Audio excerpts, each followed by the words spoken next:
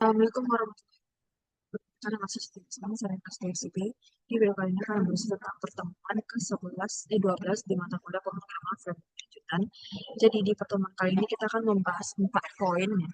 Yang pertama itu ada penggunaan dari perintah git clone, kemudian ada penggunaan use effect dengan dependencies state, dan yang terakhir adalah uh, dynamic load. Jadi pertama kali kita lakukan itu setelah kita membuka folder di file project kita di VS Code, kita akan membuat sebuah folder baru di mana diikuti perintahan namanya itu adalah nama panggilan diikuti dengan strip sedap. Nah, nanti setelah kita membuat folder itu, di bagian terminal kita jalankan perintah untuk melakukan git cloning.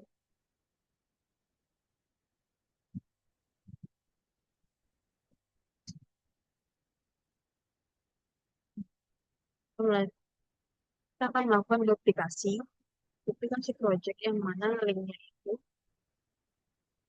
dari link GitHub di project kita. Seperti itu. Jadi ketika perintah git clone, kemudian link dari GitHub kemudian diikuti dengan titik. Nah, fungsi titik itu apa sih? Jadi fungsi titik itu adalah kan kita melakukan cloning nih, modifikasi nih, mana sumber itu berasal dari GitHub. Kalau kita menemukan di akhirnya, maka kita tuh hanya untuk mengambil isi dari repository tanpa membuat sebuah folder baru. Seperti itu. Nah, ini mengantisipasi. Kalau misalnya kita nggak taruh titik di ujungnya, ketika kita menjalankan perintah cloning ini, terbuat sebuah folder baru yang namanya adalah menyesuaikan nama dari diri CRM 23 SIB kelompok 9.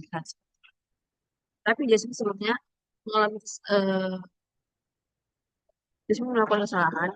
Sebenarnya Jasmine lupa menambahkan titik, maka yang terjadi adalah terbuatlah sebuah folder baru CRM 23 SIB, isinya itu repository, tapi tidak sesuai dengan yang diharapkan. Jadi Jasmine hapus lagi di bagian file folder, kemudian Jasmine melakukan lagi perintah ini, tapi udah ada titiknya gitu. Terus tapi nggak bisa lagi karena kayak gini, already exists and is not an empty directory. Nah, jadi dia tuh nggak baca kalau tempat kita mau copy si isi dari repository ini tuh nggak ada isinya seperti itu. Jadi jadi Jasmine tuh punya ide untuk memindahkan repository ini ke dalam folder yang udah kita buat sebelumnya di Jasmine Setup. Seperti itu. Cara perintahnya itu adalah ganti titik tadi itu dengan nama yang mau kita pindahkan seperti itu.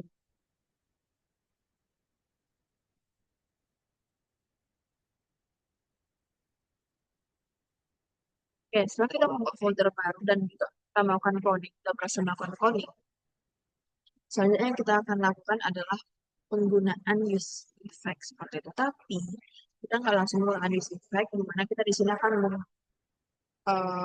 membuat sebuah organisasi baru. Nah, disclaimer dulu nih. Jadi di pertemuan kali ini itu outputnya adalah kita membuat sebuah tampilan untuk produk di mana products di mana nanti tuh kita melakukan 3 skenario. Yang pertama itu adalah data yang berasal dari data JSON, kemudian tanpa use effect, yang terakhir adalah menggunakan use effect seperti itu. Nah, yang pertama kali skenario pertama itu kita menggunakan data JSON, di mana data JSON itu JSON bungkus atau diletakkan dalam folder page, kemudian bungkus lagi dalam folder data. Nah, namanya itu adalah produk sedap.json. Di dalamnya ini terdapat 30 list dari kanan. Atributnya ada title, kategori, price, image, dan juga print. Nantinya data-data ini akan kita tampilkan ke dalam tampilan halaman produk. Setelah kita buat data biasanya, kita selanjutnya membuat tampilan untuk data produk seperti halaman produk. Di mana halaman produk ini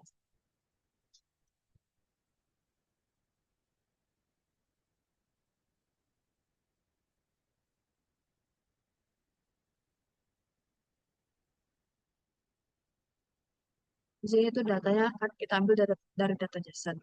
Kemudian ada feature di paling atasnya, di mana data JSON itu kita bungkus dalam variable products. Kemudian kita notkan dia ke dalam map. menggunakan web, ada kategori item dan index. Yang kita tunggu itu adalah title-nya, kategori price dan juga brand-nya. Sehingga ketika kita jangan lupa untuk menjalankan project-nya.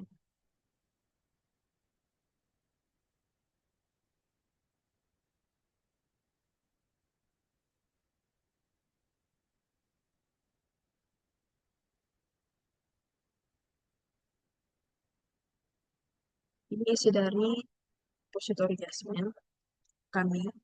Nah, di sini akan menampilkan 30 data list data dari data JSON yang kita buat sebelumnya. Ada nasi goreng sampai dengan tahu gejot. Nah, di sini kan menggunakan data JSON-nya.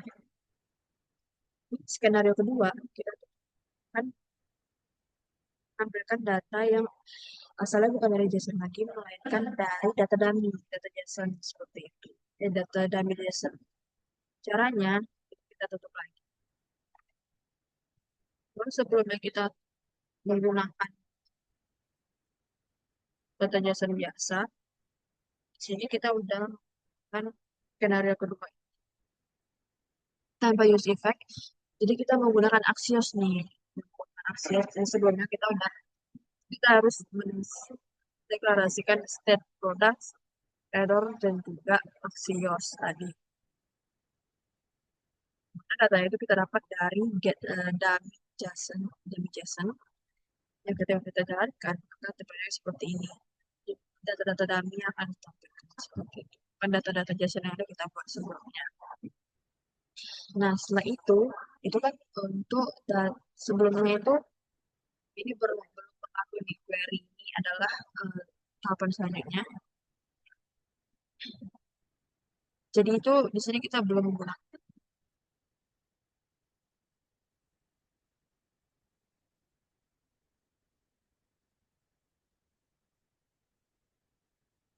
Nah, untuk ke skenario ketiga yaitu adalah use effect. Di mana di use effect ini kita akan menerapkan state baru yang namanya query.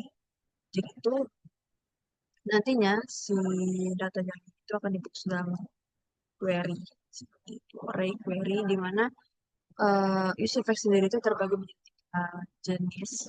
Yang pertama itu adalah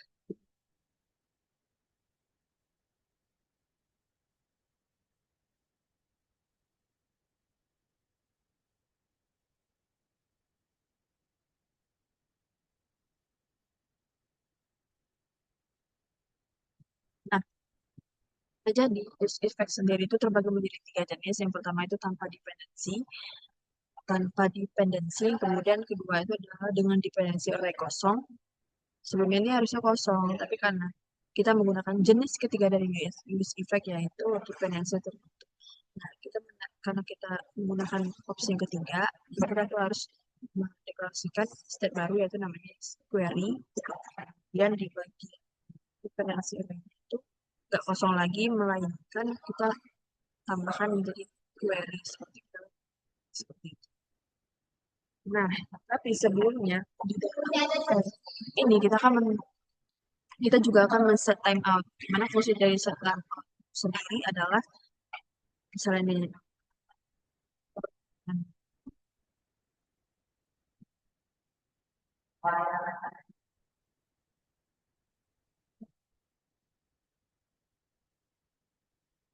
misalnya kita buka inspect di bagian network, ya, kita misalnya klik kunci.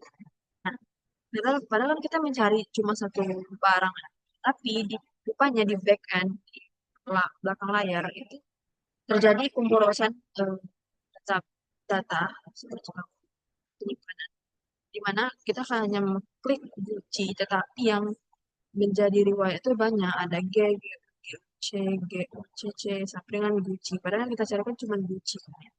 Nah, dari itu, yang tidak efisien ini, kita kan mencoba set time out. Sebenarnya 500 second di bounce namanya. Di mana setelah kita terapkan set time out itu, kita klik lagi, maka yang akan keluar di bagian network itu, di bagian backend itu sesuai dengan pencarian kita. Seperti itu. Jadi tidak membuang space dari penyimpanan. Oke. Nah, selanjutnya juga kita akan membuat sebuah komponen pencarian di mana nantinya akan berfungsi untuk menginputkan nama dari produk yang akan kita cari seperti itu. Menyesuaikan juga dengan set query si target. Jadi itu sesuaikan sama si API yang sudah kita. Nah, setelah itu juga nah, akan ada seperti ini kan ya. Nah, kita akan munculkan list-list data. Nah, selanjutnya itu adalah kita akan menampilkan detail produk, yaitu produk sesuai dengan produk yang kita klik gitu. Jadi kita tuh akan beralih ke poin selanjutnya itu adalah dynamic. Di mana dynamic itu adalah di bagian FCSS kita itu akan menambahkan role yaitu untuk products diikuti dengan ID. Jadi ID itu akan diisi oleh ID dari masing-masing produk yang kita klik seperti itu kan. Jadi di sini kita menggunakan file baru namanya produk detail yang akan menampilkan tampilan dari produk detail mengenai produk seperti itu. Seperti itu. Tetapi di bagian sebelum bisa untuk ke halaman produk detail, di bagian produksi itu harus ada yang kita klik gitu biar bisa berpindah ke halaman produk detail. Itu di bagian di atribut title-nya yang sebelumnya cuma seperti ini. Kita bungkus dia ke dalam link. Jadi ketika si title itu diklik, maka dia akan mengambil ID-nya, yang kemudian akan ditampilkan detail mengenai produk yang kita klik seperti itu. Jadi itu nanti si item title itu dalam bentuk link gitu, biar bisa pindah ke halaman di dalam website. Yang akan ditampilkan itu adalah ID dan masing-masing produk seperti itu.